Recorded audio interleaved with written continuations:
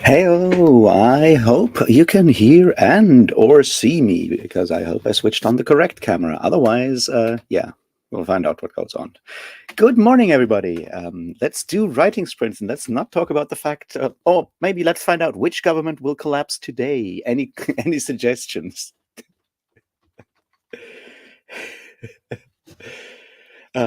Yeah, let me know if audio and video work. There's always a bit of that awkward first moment when you start a stream and suddenly you don't know if anyone can see you or hear you. But I'm sure it'll, work its way out.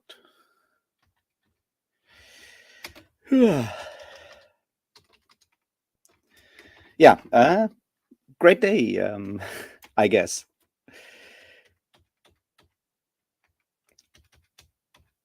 Wonderful. Thank you, Apollo. And good morning to you. How are you today? How do you feel about life, the universe, and everything? I will try to do some writing today. We'll see how that goes. I did manage to write some few words yesterday, which I guess is good. And then I'll go to the gym and start the siege of burning grass, which I'm very excited about. I think this will be a fun book. Just to read something, that won't make me angry or anything of the sorts for like one day, I guess.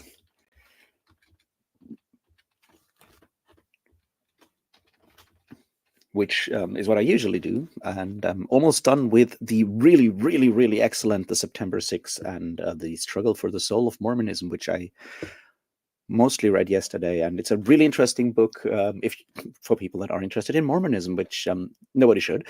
But it also looks at the idea of like a purity system, or like an institution enforcing different forms of purity and obedience on its members, and how that works on like a systematic level. And I think in that regard, it's a really interesting book, just beyond the Mormon Church doctrinal and other internal issues. In that regard, it's just like really well done. Which is a bit of a problem I've found with some of the literature on Mormonism. You have this weird, stark divide that obviously comes from working with a church that is much more concerned about its appearance than even the Catholic Church, which is saying something. That either you have people that are part of the LDS Church and work at BYU, or possibly University of Utah, which is already a bit more distant and not, well, and is a secular one in that it is not funded by the church, and thus the church doesn't have control over it. But like, if you are getting access to the archives and the collections of the collection of the LDS Church, you're obviously only allowed to write whatever the LDS Church wants you to write, which leads to a very specific type of even historiography, and or you have people that don't have access to specific sources and are more critical, but leave all their criticism open to counter criticism because they don't have the sources, which makes that stuff sometimes a bit frustrating.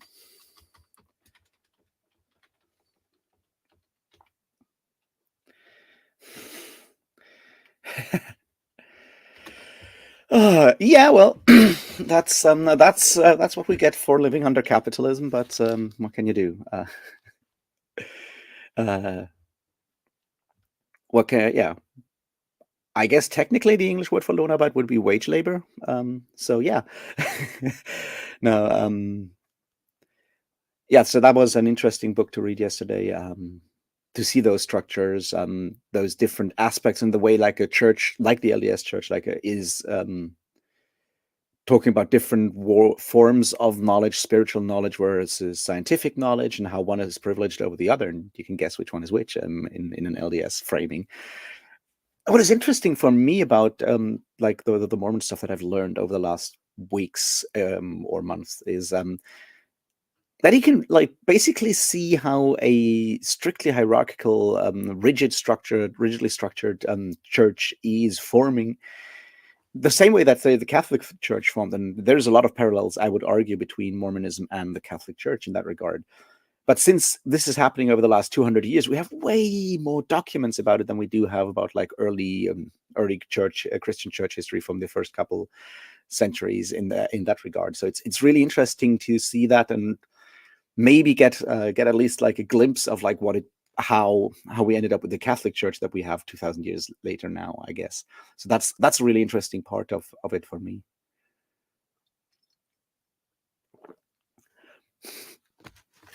And of course, there's Fawn McKay Brody, who wrote a a biography of Joseph Smith back in 1944 and 1945. That got her excommunicated and kicked out of the LDS Church. So you can tell it's a good book. And she got access to all kinds of sources by virtue of being the niece of one of the highest. At that point, David O. McKay was not yet actual president of and prophet of the LDS Church, but he was already part of the presidency, or at least like one of the highest committees, quorums, is what they're called in LDS lore. And she just went to the collection library and told everyone that she was the niece of President McKay, and had to fetch something, and then people let her pass, because that's the other side of authority. If you can just wave authority around, you can get everything. That's how she got access to all these documents, until her uncle found out and was very mad that she just like abused his name to get all these documents to write a not very flattering book about the religion's founder.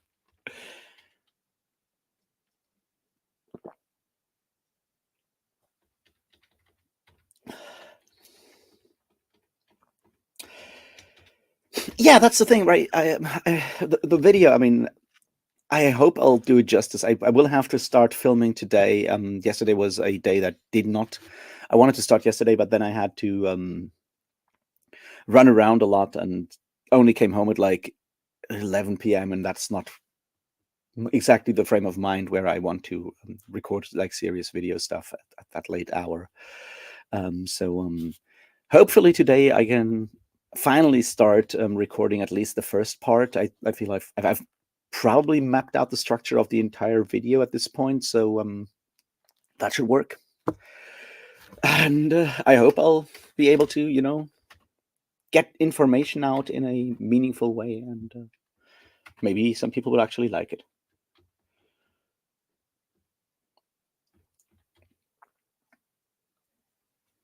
Hey Drew, how you doing?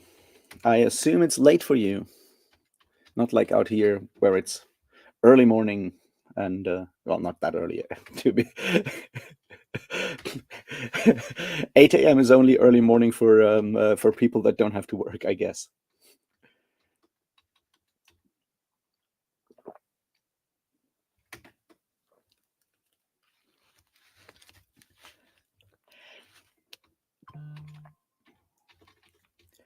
I remember like when I started at university, I had like a maths lecture on uh, 8 a.m. in the morning, which is and all my friends at the time that like went to jobs, like had actual already like full-time paid jobs or whatever, like, oh, you're a student, you have such a relaxed life. They started work at 9. I'm like, no, I'm sitting here and I have to do calculus at 8 a.m. I'm I'm clearly not doing the student life thing correctly here.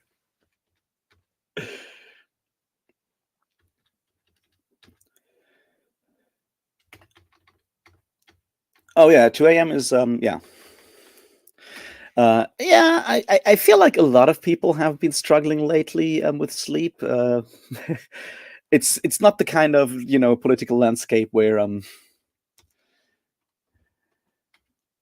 it's not the kind of world situation where everyone has like a really good sleep, and yeah, I can I can understand that. I just feel like at this point I'm so fucking tired at the moment. Yeah, I'll try to get sleep over the weekend, but for some reason yeah, it's just like so much happening, I guess. I don't know. It's weird for sure. So that's that. I have avoided looking at news now because I feel like it's it's not going to be fun looking at like how Germany is disassembling itself now as well. Which, to be fair, I'm all in favor of kicking our finance minister to like the absolute fucking ends of the earth. It's just like people should have done this like 3 years ago and not now. It's I don't know. That's my analysis of German politics right now. It's all fucked.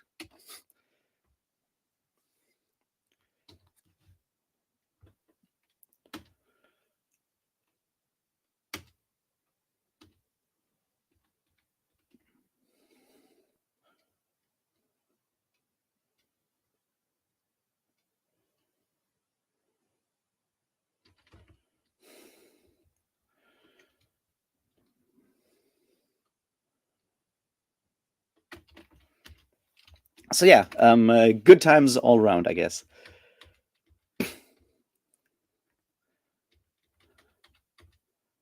So let's try to be productive, more productive than yesterday, where we did like an entire coping session for the first sprint.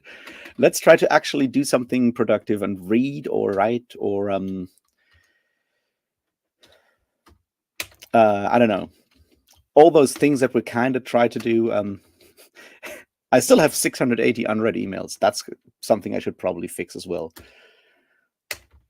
which I'm incredibly good at, as you may guess.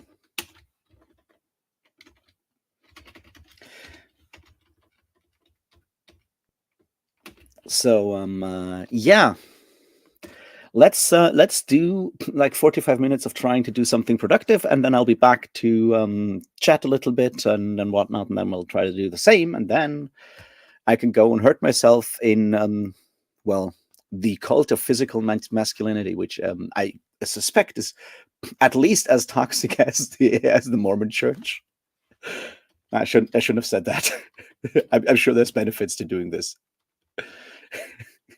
beyond just me doing, losing weight, which I guess is also somewhat healthy. In that regard, I'm also, I guess, almost running out of tea, so I should probably also make new tea to make this as unhealthy as possible. All right, everybody, see you in 45 minutes, and I find out where my mute button is.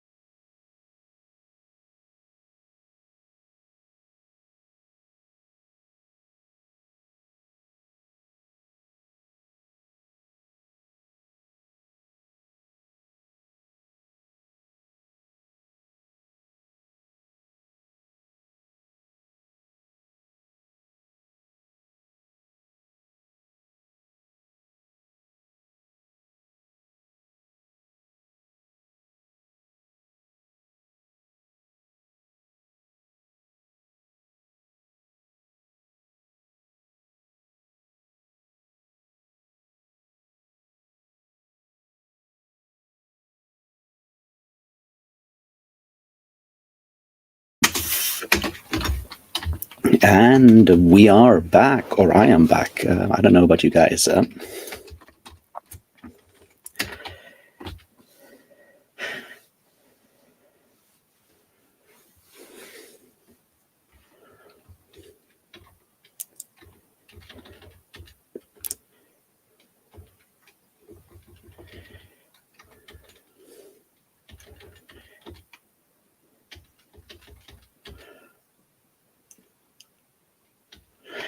Hey, Yelizy, glad to see you. I hope you're still there. And yes, thanks, Apollo, for explaining the sprint thing. I was not paying attention to chat because I was, in fact, trying to be productive. I did not write actually anything, which, yeah, I'll try to do this sprint round. I did, however, manage to reduce my unread emails from 680 to 663, which something. It's an ongoing process, and it'll probably take forever and ever and ever, which is not how these things are supposed to be. But you know, it is where we are now, because recovering from you know, a full burnout, depression, whatever hole is, yeah, it takes a while. Which yeah, you know, it is what it is.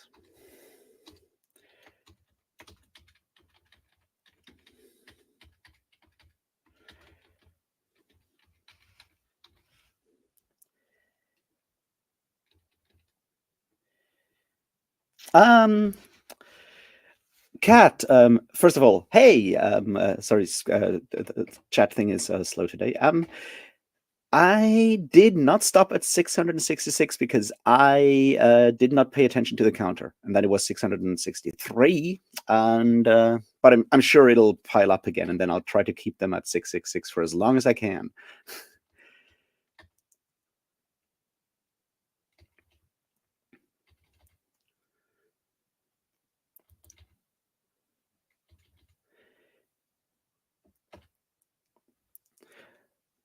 And hello, Kale, out down under. How are you doing? And hello, Mantis Amygdala. Yeah, the sprint format. I had to get into this as well. It took me a while to realize to figure this out. I mostly do this in the morning at the moment to try to hold myself accountable to actually do something instead of just scrolling through YouTube or whatever in the morning before going to the gym. But that's where we are at the moment. So that's why I'm trying to do this productivity thing. And as I said, it has at least led to me reducing my unread emails from 710 last week to 660 something now, and getting some other stuff done as well. It's yeah, it's a process, and figuring out life is not easy. I guess. I've also completely fucked my Audible recommendations at this point. Every time I open the Audible app on my phone, it tells me which other Mormon books I still haven't read yet. Well, okay. I don't know if I will door knock at the upcoming elections. My problem with the German elections is that I don't. I wish there was a party I could actually support at the moment, but even though we have so many parties, we don't have like an actual viable left-leaning party that I feel comfortable supporting. I mean, now that the really annoying people have split off into the Sarah Wagenknecht party, maybe the left-leaning party has a chance to sort of turn into an actual party again. But I don't know about that either. It's all very frustrating. Like years ago, I did do some canvassing, working at an info booth in the streets for a while during some elections. So I'm not opposed to doing it. I just wish I knew where for which party to do it. But we'll see. You know, it's a bit time. It's also frustrating because I wish what happened yesterday had happened like 3 years ago, and or like much sooner, because the German Liberal Party is a terrible party, to put it mildly, at the moment. They're even worse than most other political parties and have been incredibly destructive. Have managed to basically block anything like even moderately important when it comes to laws, politics, or whatever over the last 3 years, and it took way too long for them to face any consequences. It's really bad. I do hope that come next elections they won't even make it into parliament again, because that party has to die, and it has to die quickly, because yeah, they are not liberals. They're not interested in any liberal things except making money, I guess, which is neoliberal. It's bad.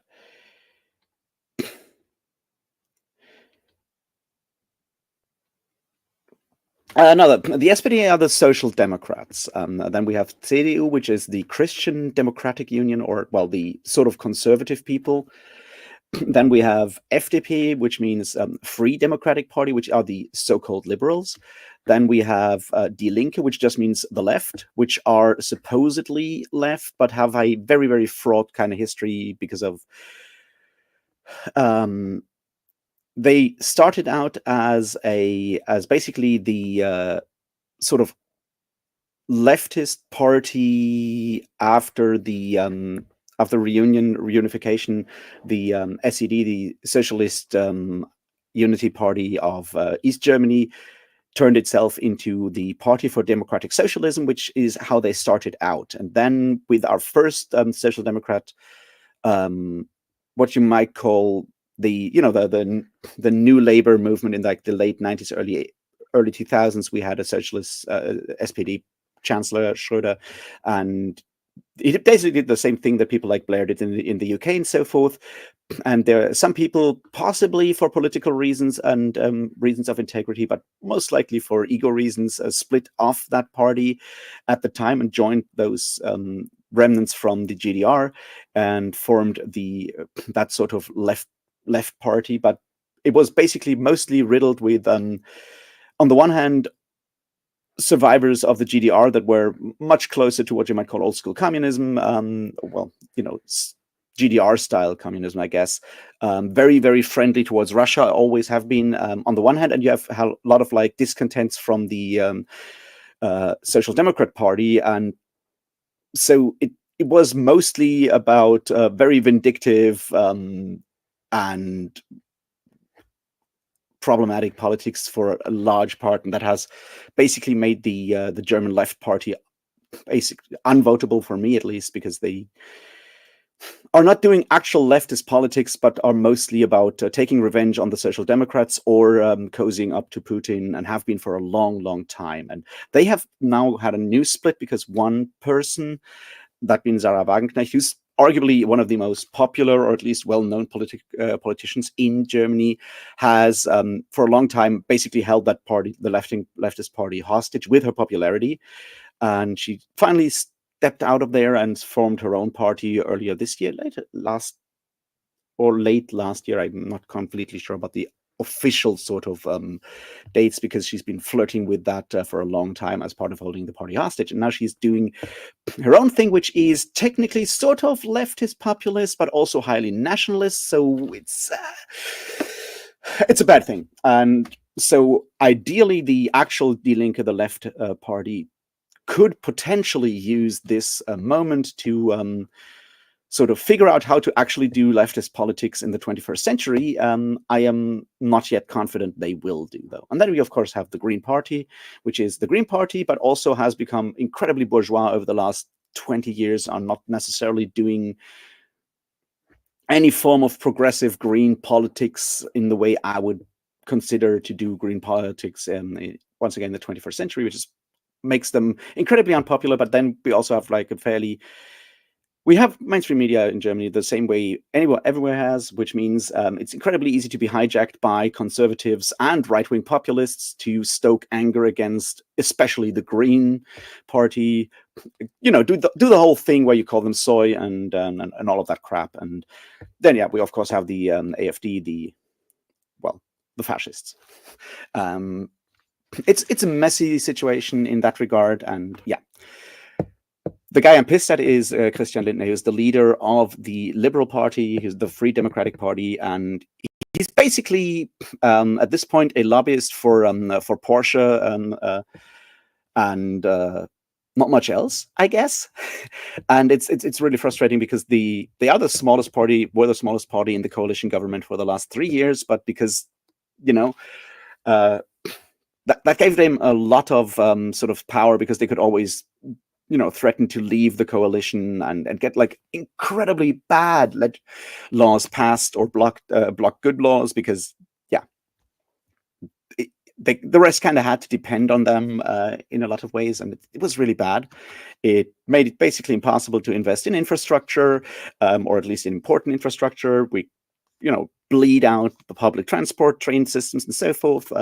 Instead, invest in more highways and roads, and try to keep actual diesel engines and other cars on the road, even though we don't necessarily should. And it's been a fucking mess. And yesterday, our chancellor finally had enough and and fired Lindner so the whole coalition broke apart yesterday, and now we will have new elections very soon. So that's a very, very short introduction to why Germany sucks at the moment.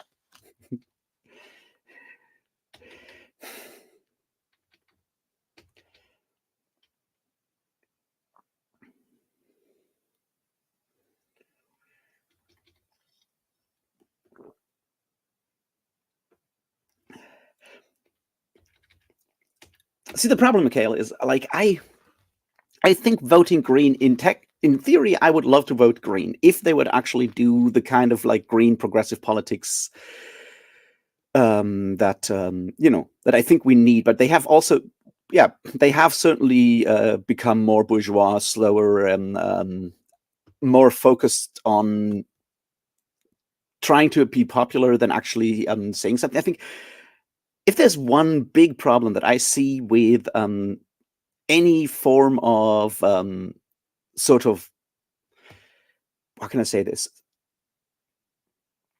non-fascist politics at the moment in Europe, particularly in Germany, it is that politicians are afraid of talking to potential voters, are afraid of talking to people, of talking to populations, to actually tell truths in any way, shape, or form. It's like, and that's problematic because in a information age that we have right now, right? People are not stupid, right? You know what I mean? Like, everyone knows the planet is burning and we need to do something against climate change. Everyone knows we need to do all of these things, but instead of like saying, well, look, we got to do something about this planet burning up. We need to do these and these things. And it will be fucking hard because we've waited way too long. People are going, no, we're not telling people the truth. And the problem if you don't tell people the truth, but they are aware that you're not telling them the truth, they won't trust you. Which is why I guess right-wing populism in a lot of ways works, because the fucking Nazis just tell their truth, which is obviously wrong, but at least people don't feel like they're lied to by the fascists, because they go like, well, we need to kick out all of these people. No, we don't. They are actually lying, but it's an optics game, and everyone left of at least the Christian Democrats, and the Christian Democrats are mostly also failing at speaking, being honest, or at least pretending to be honest, being honest. People are failing to sort of show voters the kind of respect that we should show people that have the right to vote. Right? It's like we're treating them as more stupid, or as almost as if we are afraid. Well, not we. I'm obviously not a politician, but like politicians are treating voters as if they are stupid, and that doesn't work, and that leads to nothing happening because people, the government, the people in power are too scared to actually make any decision. It leads to that kind of decision block that at least Germany and I feel most parts of Europe have been struggling with for the longest time. And if, say, a left-leaning party would actually, be more open about what has to happen and how things have to happen and so forth, I feel there might be space for them in the political spectrum. Then they might actually, just be appreciated for pretending to be honest, right? For pretending to, or at least being as honest as you can be in politics, because obviously there's always, you can say I want to do this, and then you face the reality of, systems, interlocking systems, that you can't do whatever the fuck you want.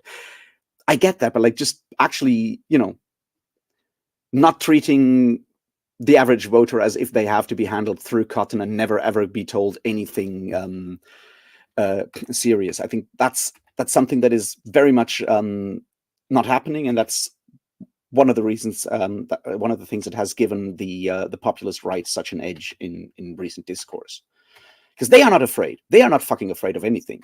I mean, obviously they're afraid of people that are different from them, all of that stuff, but they are not afraid of like yelling and behaving like fucking dickheads all the time. And they have shifted the discourse just simply by being assholes in public, and everyone else is sort of trying to be nice. And civility politics don't work when you have like people constantly just like kicking over the table. That's not how that works anymore. You need to go down and be dirty as well. It's one of the reasons I suspect why the American election went the way it did, is exactly that. Once again, that when they go low, we go high. It's not working. If you can't pretend that politics work like they did like 20 years ago, and there's like, or 30 years or 40 years ago, when there was an ability to sort of like come to terms with the opposition, to work together to get the country further into whatever direction and people in power agree to get. You can't do that anymore. If one side has basically ended that compromise, you can't pretend that compromise is still existing. And that's something that hasn't happened for whatever reason. You have those civility politics still going on, and you have that whole idea still going on in the vaguely liberal, progressive, whatever camp in Western politics. And that's terrible, because the more I read, the more I look at this kind of stuff, you can see how, say, the fascist right, the Christian nationalist, racist right, has been undermining and working towards this and not playing this compromise game. They have done this for like 50 years at this point. It's finally bearing fruit in the US. It has been bearing fruit in the US for a long time now.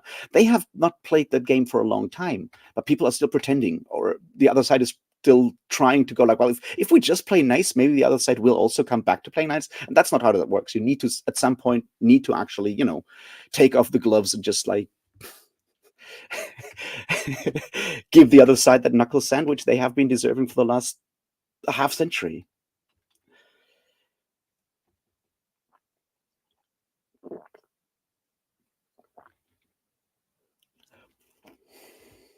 Well, Kat, since that's still totally normal for Belgium, isn't it? How long was the longest time Belgium didn't have a government? What's like 3 years or something? Yeah, I do agree that Habeck is probably one of the best communicators when it comes to politics at the moment, which is obviously troubling in all kinds of ways. The way people are looking at Baerbock on the one hand, and Habeck on the other hand, even within these sort of like liberal, progressive, whatever kind of camp you want to call that, is so fascinating to me, because it shows how much patriarchy is still very well and alive, and how much sort of like internalized misogyny so many people have. And I'm not saying that she's the perfect politician or anything of the sorts, but it's like the way this is run, even within the Green Party, that is supposedly trying to not be sexist and all kinds of stuff, right? Even there, you can see that he gets away with stuff that a woman would never get away with still, which is highly frustrating.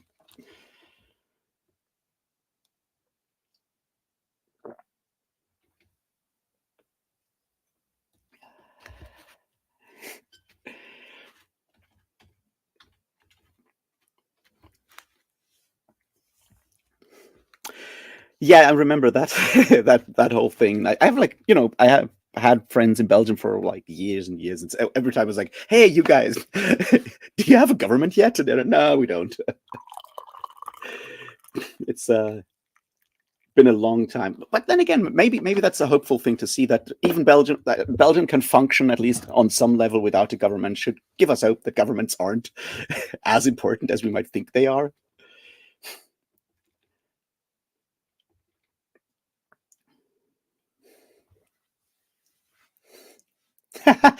Wow. Yeah, that's good. If you can do like almost 2 years without government, I think the deep state is alive and well and is actually working.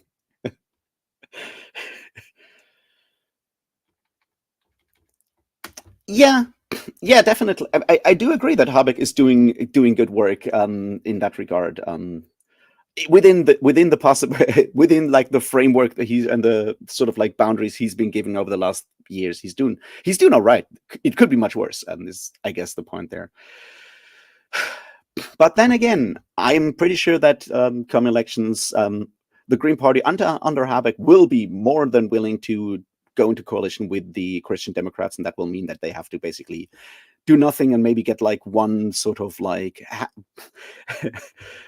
sort of like image project here or there to pretend that they are still doing like green politics. I mean, look at like Hesse, right? I mean, we've had like Greens and conservatives working together for the last how many years, and they've become like really, really hawkish on so many things, like uh, migration. When it comes to all the surveillance stuff, it's like I thought I thought you were like the counterculture guys at some point. It's frustrating.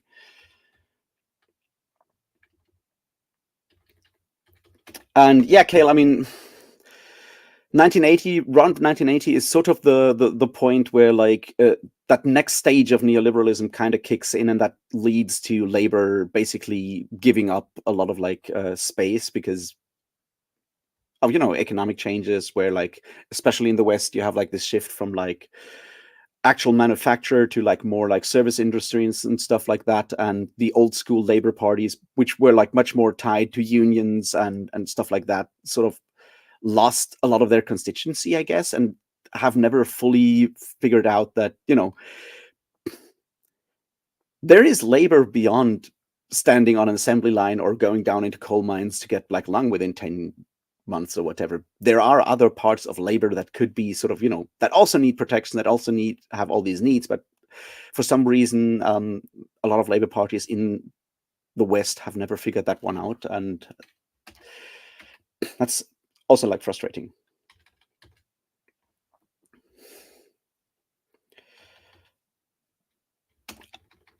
Yeah, that's the point. Like, I have voted Greens before as well. It's depending on where I may even have voted Greens during the European elections earlier this year. I don't even remember at that point. And I want to vote Green or left Green. If the Green Party would be somewhat more left leaning in some of its politics, I would certainly be happier with them. If the left party would actually be sort of like even remotely votable at this point. Um, that would be nice if they would, in fact, add some more environmental topics to their sort of program as well. That would be ideally, something I would love. But it's bad.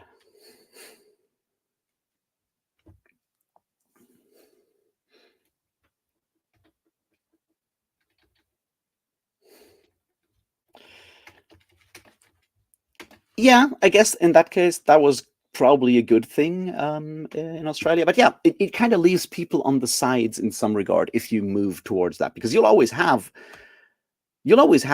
like just as like you have like a certain percentage of any country will be Nazis. That's just like baked in.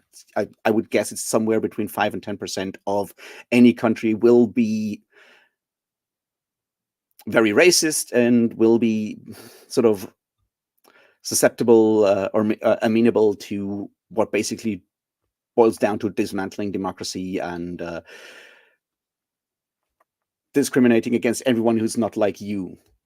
That has always been in there, and that will always be in there. And at the same time, you will always have a certain part of your population that will be further to the left and will be against liberalization and will be amenable to broadly what you might call socialist ideas of dismantling capitalism.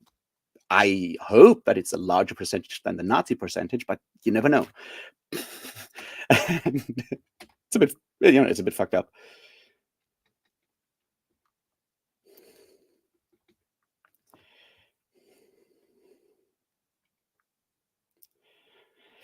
Yeah, and I mean, to be fair, Germany also kind of got through it better than, say, Thatcher and Reagan, like the UK and the US did, because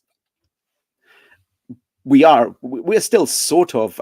I mean, during the early '80s, uh, we still had a social democrat country, a government, and then even though our Christian conservatives are neoliberals at heart, they were sort of slower when it comes to privatizing everything. That started in the '90s, and it did turn bad, especially with I guess the postal service, and in particular the trains like Deutsche Bahn is a mess now because they tried to privatize and then realized that it's a dumb idea, and it's this weird sort of in between thing that has certainly not helped. But yeah, I guess we still got off lightly compared to, say, the UK, which is, from what I can tell, basically a failed state at this point.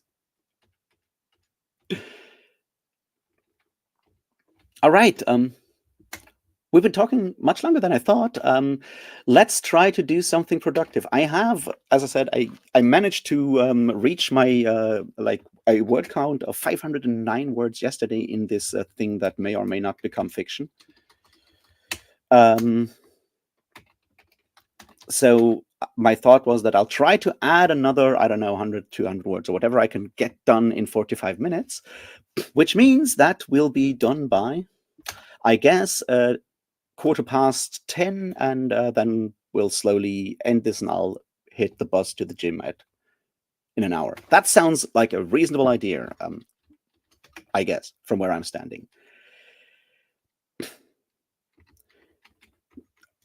You know what's the hardest part about, like, returning to like a text that I've started writing? I need to read at least some of the words I wrote yesterday, and I'm really bad at reading stuff that I've written before. The same way I'm bad at listening to my voice, which it's bad.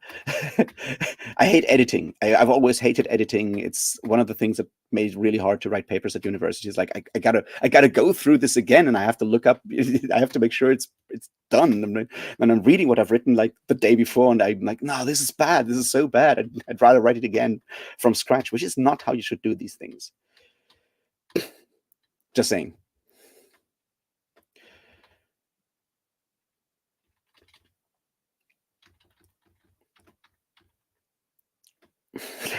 Thanks, Mantis.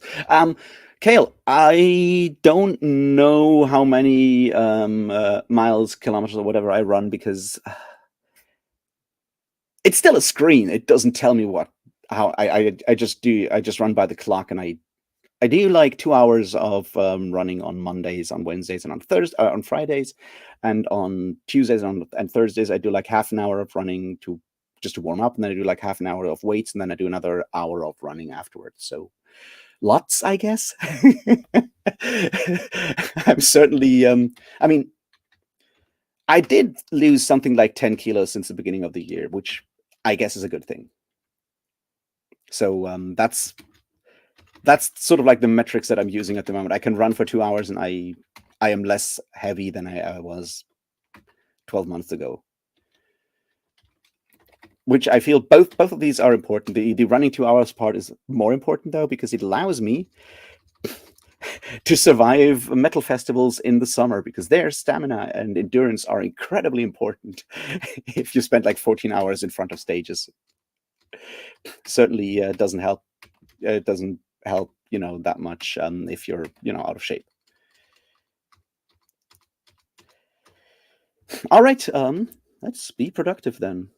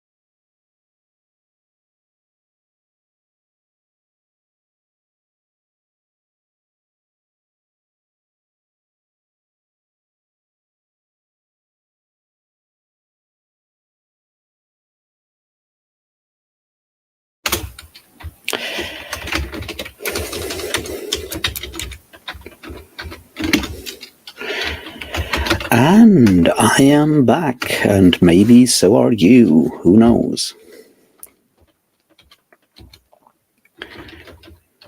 I did manage to do a little writing, so I guess it counts as a success. Maybe. Who knows? It's uncertain. I got sidetracked, but then again, that's sort of like the struggles. I guess I did. Like one of those things that I'm struggling with right now is like coming up with names, because names are hard. They've always been hard. So I ended up scrolling through a list of 16th century German names. Turns out that male names are not as interesting as female names in 16th century Germany for whatever reason. Way too many Davids and Michaels and so forth.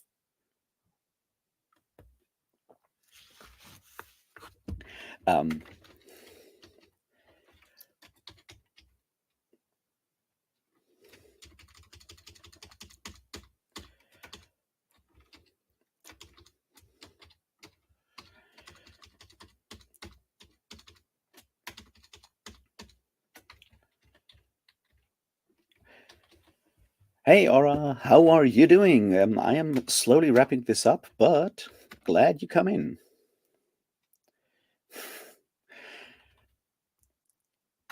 I am, well, I mean, watching YouTube can be productive. Kind of depends on the kind of YouTube we're watching, I guess. um, yeah, no, as I said, I was scrolling through 16th century names and stuff, and finally settled on a name, and did in fact do some minor rewrite bits as well. So hey, I managed to read some of the sentences I wrote yesterday. So I guess good on me. And did add some more. I'm slowly getting somewhere now. Will this actually end up being anything readable? Who knows? I'll try to. I mean, ideally, I'll figure out how to wrap up the first sort of block, maybe a chapter, maybe not. Who knows? Maybe tomorrow, maybe next week, and then if I'm very, very brave, I'll try to find someone willing to read it and give me some feedback. But then again, I'm always scared about this kind of stuff, so maybe I'll just do nothing and just continue writing until I have the full fucking thing done and whatnot, and then probably still don't ask anyone. We'll see. This is a journey of discovery. This is more about me trying to find out if I can in fact write or not.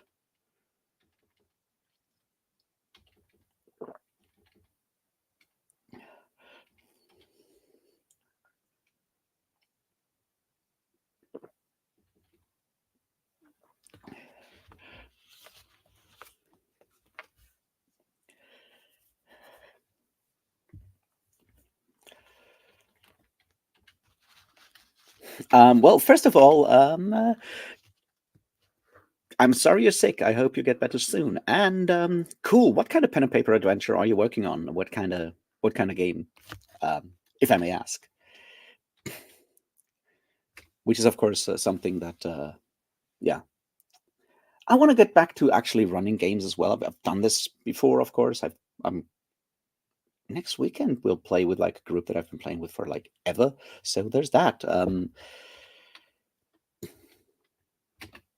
But I feel like I want to run a game again relatively soon. Maybe I'll see whom I can recruit to play. We did like for a while one of the on like the Malazan book server. We did have like a game going on for a while, but that was during COVID when no one had had a reason to not be at home, so it kind of worked. But then now everyone is working jobs in the morning or like in the evening or whatever. It kind of fell apart because we were in very different time zones, and that makes it kind of more difficult to schedule stuff while people are working not from home.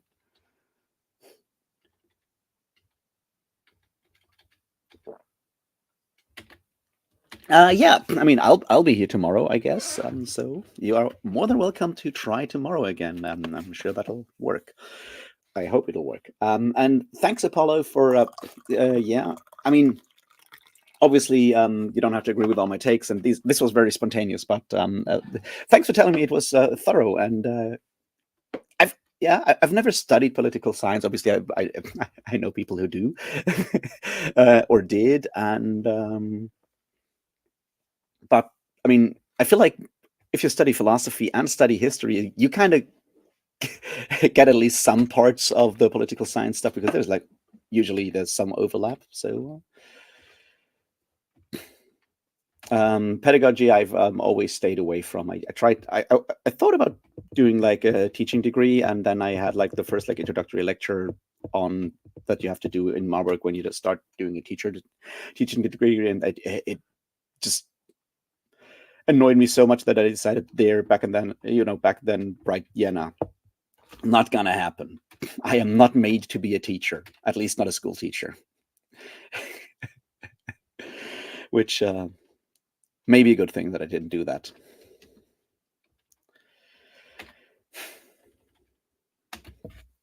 So yeah, that's what I did.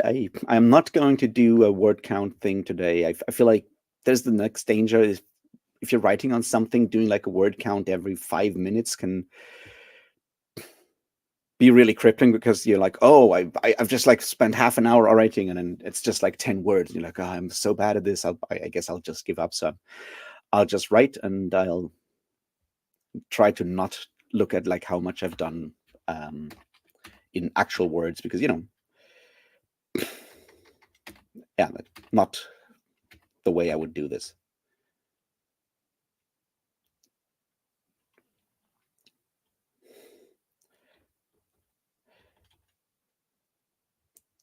Oh, I have never heard of How to Be a Hero. I have not played that, but that's I would have to look that one up. I mean, not that I haven't spent way too much money over the years on way too many different tabletop Kickstarter campaigns and stuff, and haven't played like the. I've only played a fraction of the stuff that I've gathered over the years in that regard.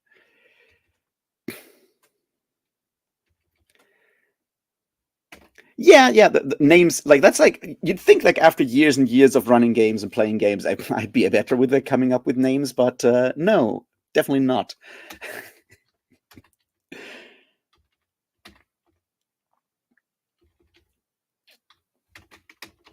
Okay, I mean,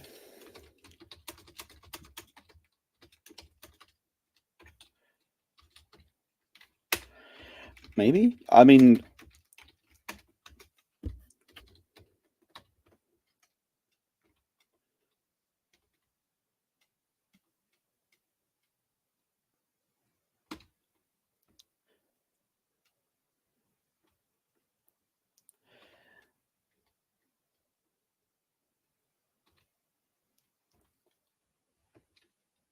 okay, I see. It's a German game. I looks interesting.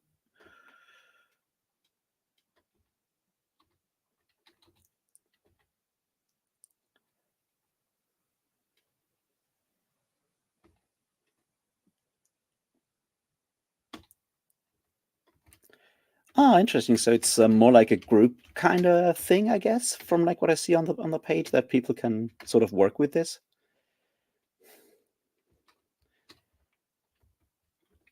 I guess I'll look at it later when I come back from the gym.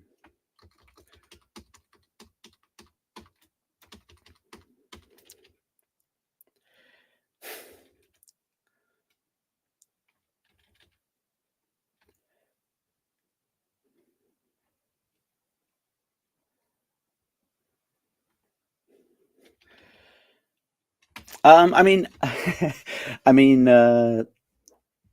political takes should not be necessarily be informed by political science, because, like, I mean, you study systems when you study political science. You don't. It may help you understand like how like the mechanisms of how this stuff works, but you still have to figure out what you personally want to do with it, right? And that's like personal takes, I guess, and those should be informed by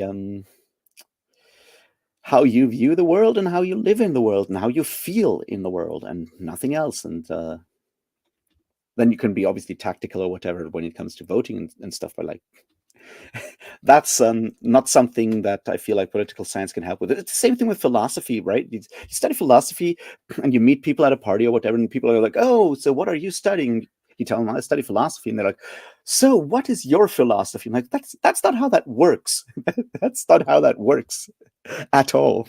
I, I don't have a philosophy." But I mean, that's kind of the. I guess it's more. That's like how so much of, say, the humanities in general work, and people that have studied in the STEM field probably have like a different approach to that. I mean, do have a different approach to that, and people that never studied in the humanities also have different approaches to that. So I feel like the tricky part is that most of the terminology we use within like the humanities, whether it's history or philosophy or political science or whatever, are also used in a non-academic context in a lot of ways, in just like general speech, in a way, general conversation, in a way that technical terms in the STEM field are not necessarily used in a colloquial way. So you always have this sort of disconnect where people try to find out what you're are using, basically conversational language, or one person in a conversation is using conversational language and the other person is using technical language, or whatever you want to call it, and that can lead to some very interesting conversation, chats at like more mixed events, when you're not just hanging out with your people at university.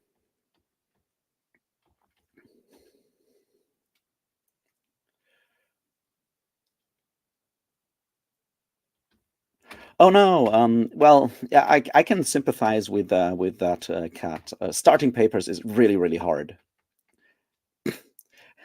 Not that finishing isn't hard either. And thanks for the list of names. That will certainly come in handy.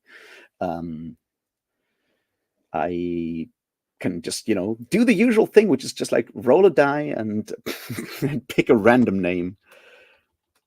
I mean, it's ridiculous because at the end of the day, as long as I'm writing, I can always just change names. That's like not a big deal, but it feels like making like a real important choice in a way.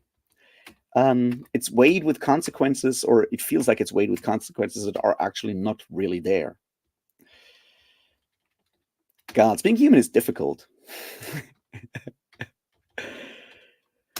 Speaking about difficult, I am going to run to the bus so I can get to the gym in time. Well, not in time, but get to the gym and hurt myself some more, and maybe well, I'm definitely going to finish the September 6th and the struggle for the soul of Mormonism, and then move on into the siege of burning grass for something entertaining.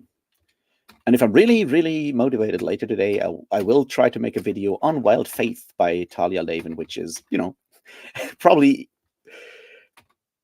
a very frustrating book to talk about right now. But it's a good book. It's an important book. Gods, why would I take steroids? To hurt myself even more? I don't know. It's not necessarily the best approach. Also, I can't afford steroids at this point in my life, I suspect. All right, everybody. Thanks for hanging out. I'll be here tomorrow at the same, I guess, time, trying to do even more productive things. And good luck with all your endeavors for today. Good luck with the paper. Good luck with probably going to bed relatively soon, Kale. Good luck with the adventure, Aura, and stay strong out there in the mines of wage labor Apollo. I will find this button to end the stream now. Where is it? All right. See you guys around, and thanks for hanging out.